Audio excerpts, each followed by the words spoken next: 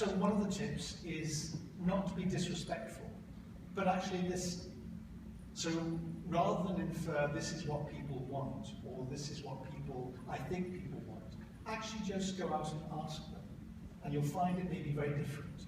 For example, to be concrete, in looking at a program I was associated with and helping push forward around treatment of benign prostate disease, one of the things that people was in their minds about having prostate surgery was they thought that if they had prostate surgery, it was like having a hysterectomy for a man, equivalent with a woman. They didn't realize that if you have prostate surgery for benign prostate disease, it leaves part of the prostate there, you're still prone to cancer. So if you listen to what people are actually saying in their issue, you design a different program. So it's not being disrespectful, but don't necessarily, if somebody says, whatever clinician they are, I know what my patients want, at least ask the question of saying, what data is it based on? How do we know? As opposed to say, somebody else is telling me what other people who are going to be getting service want. Thank you. And my second question is that we've talked a lot about how we will all use the data, whatever part of the professional healthcare sector we're in. But what I didn't hear, and I'd like your opinion on, is how will patients be expected to use the data? What can we expect of them?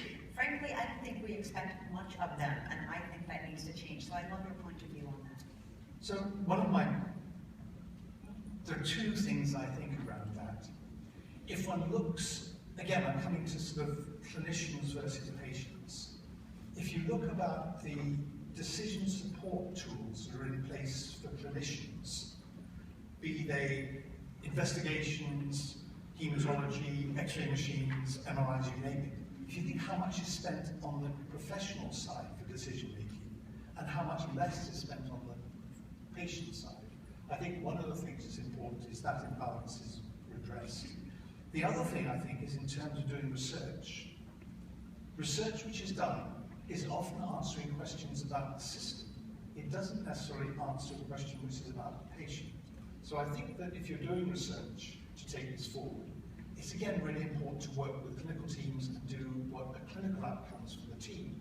But also, I think it's important to end up engaging with patients and say, does this research really end up answering a question for the patient in terms of changing their lives? So I think there needs to be a redressing of the balance of just where the spending is, to make not just the healthcare more focused, but decision-making and perhaps research more patient-focused too.